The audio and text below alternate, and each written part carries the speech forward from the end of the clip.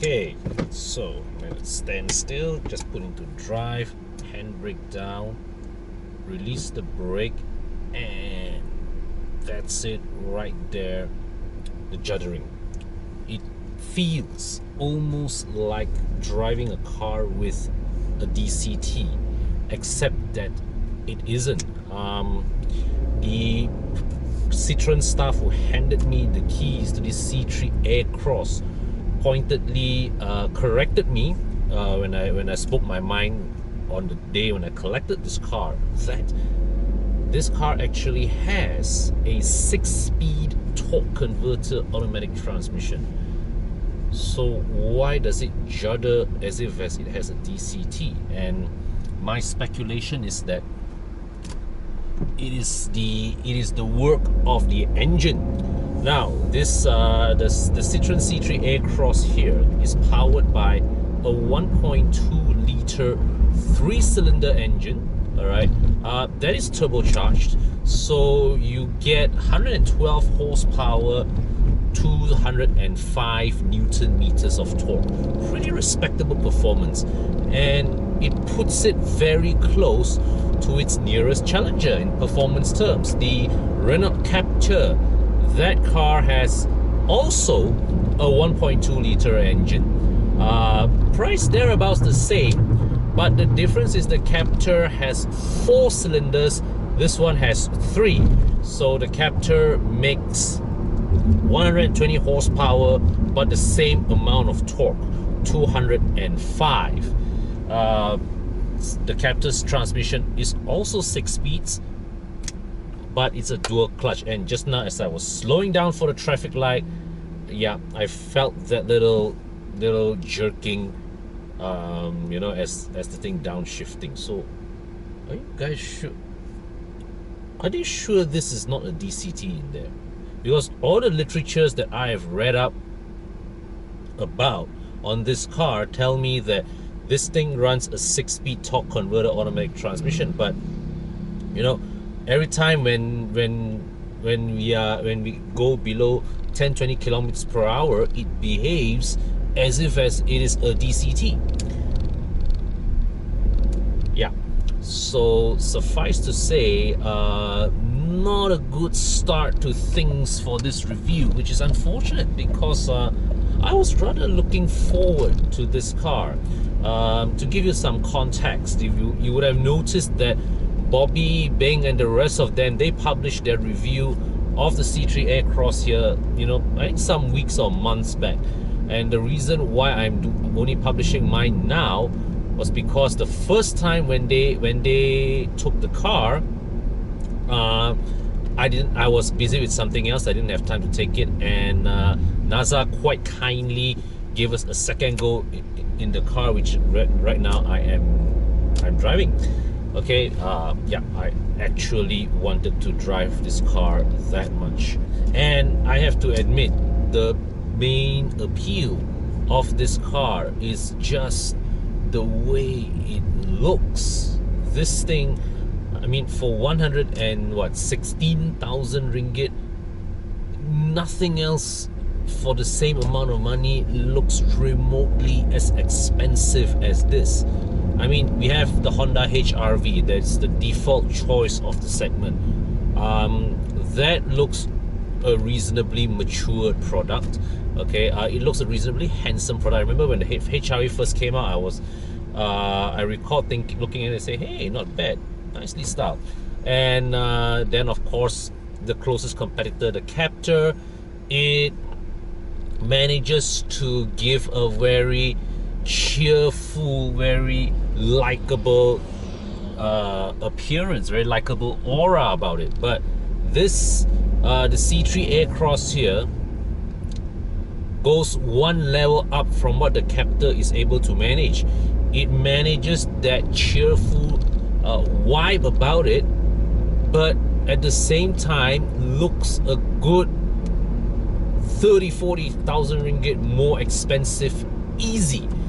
In fact, the C3 Aircross here looks like a car that, you know, that somebody that you would buy today as a stepping stone to upgrade to a Mini Countryman or a Mini Clubman not too far in the future. Okay, yeah, but thus far I would say that this car is absolutely an absolute delight to look at. I mean, when you set your eyes on this car, it cheers you up in a way few other cars out there do. And now that I'm inside, I'm greeted with a cabin that is designed with no small amount of quote typical French flair. If you recall my review of the Captur, the Captur it looks very nice outside, very bright and bubbly outside, but inside the Captur it's just a sea of gray plastics. Here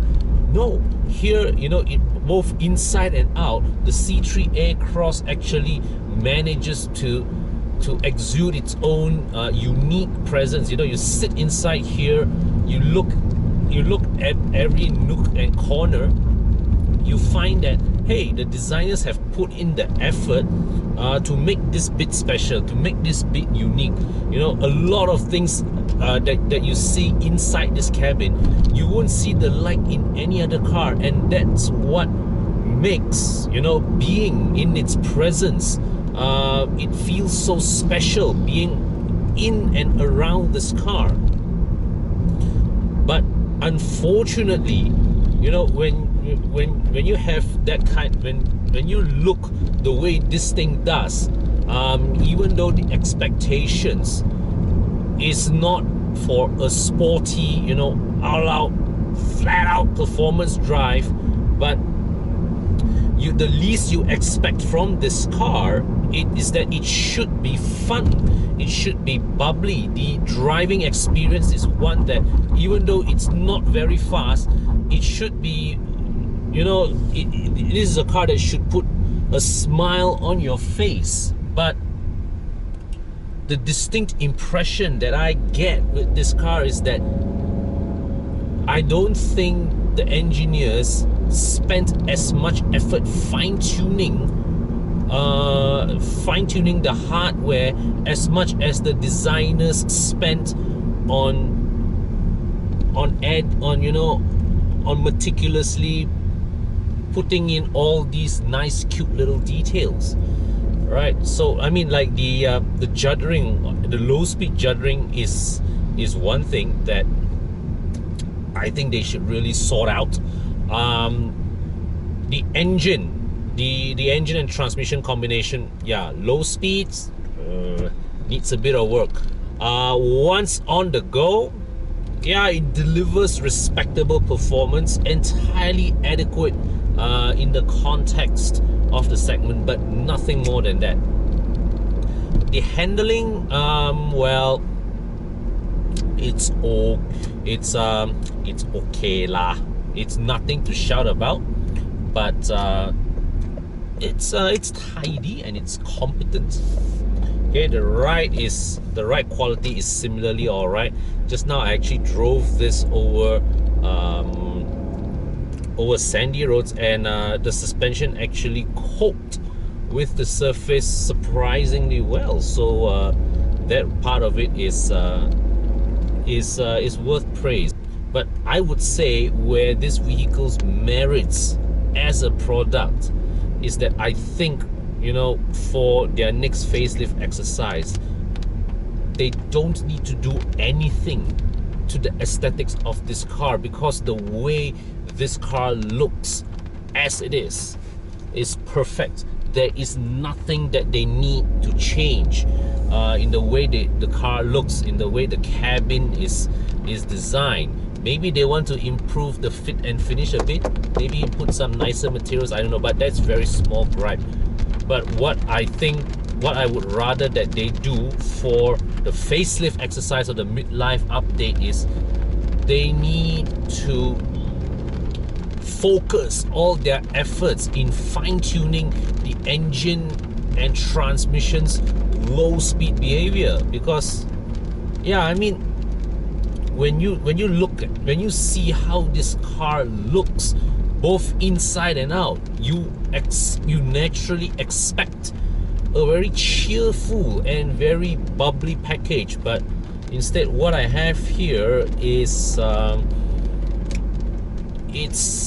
it's not there. This feels like a car that is about 80 or 90% refined and still needs that last bit of fine tuning.